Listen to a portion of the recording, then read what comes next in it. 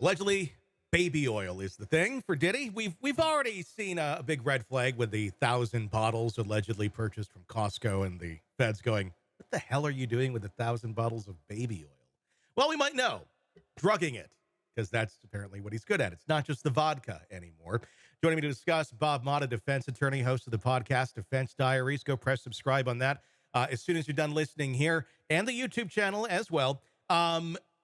Baby oil being used to drug people. I haven't heard this one before, but I've heard of like topicals, typically for like, massages, relaxation, Yeah, laced with like, CBD or THC or something of that nature. This is a new one. it definitely is. And it's kind of that missing piece, though, isn't it? It kind of gives you a better understanding of why he had amassed so much of it kind of at one time, Mm-hmm.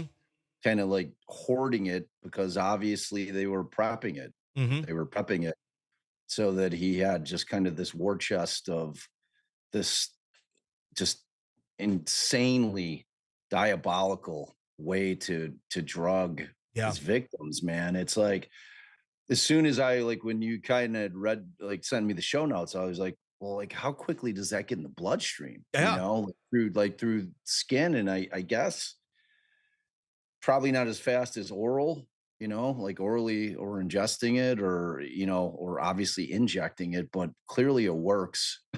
you know, Yeah. I mean, yeah, dude, it's this guy. I mean, the more that we hear, the more terrifying of a figure he becomes, really. It does, and it's starting to make me wonder because you put it into context more. Obviously we've heard accusations about drinks being, spiked and all of that, but this is different, and also, I mean, you can, I guess, dose it. You can dose a drink. I'm not saying anybody was purposely trying to dose themselves on any sort of date rape drug, other than Diddy putting it in there, allegedly, but.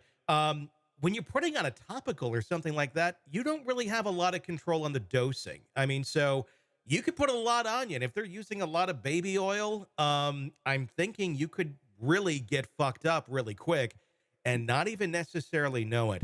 And that's what I'm wondering about with all the individuals involved in these accusations.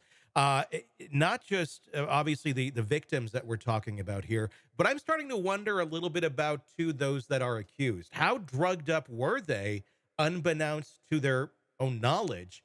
And then they ended up participating in these sort of things. I'm not trying to make an excuse or a road out for anybody who was doing horrible behavior, but it does start to make you wonder a little bit.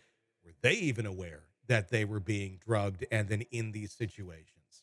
Yeah, and I mean, we can be assured that when those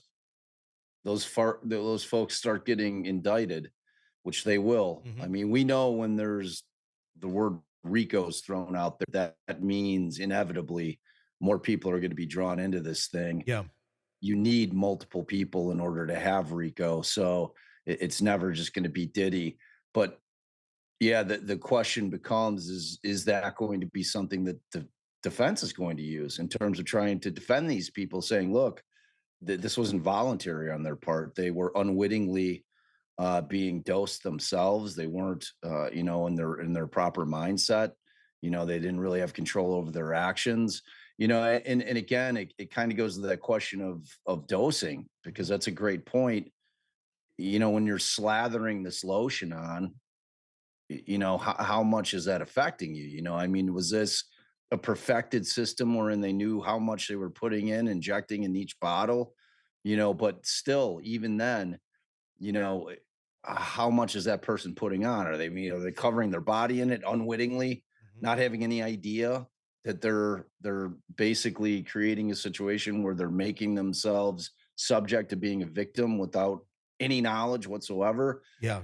And the question becomes in terms of the offenders, whether or not that'll be a viable defense. Hmm. You know, it's always going to boil down to foreseeability, knowledge, things of that nature. Yeah. And then it's going to obviously get into kind of the scientific realm in terms of, even if you're incapacitated or you're not in your right mind, are you still able to know right from wrong? Hmm. You know what I'm saying? So it'll be really interesting, man, to see how this thing shakes out. This story is so huge It's yeah, I mean, it's beyond and beyond. so far reaching, man. It's gonna blow people's minds. I mean, it is mind blowing as it is now. It's Mhm. only gonna get bigger. Hey, thanks for checking out the video. Be sure to follow us wherever you download podcasts, and especially Apple Podcasts, where you can get advanced episode and premium content on our premium channel right there. Also, be sure to follow us on social media so you don't miss any breaking updates on the stories that matter to you most. We're on TikTok, X, Instagram, Facebook. Just search Hidden Killers Podcast with Tony Brueski, and you'll find us right there. Again, thanks for watching.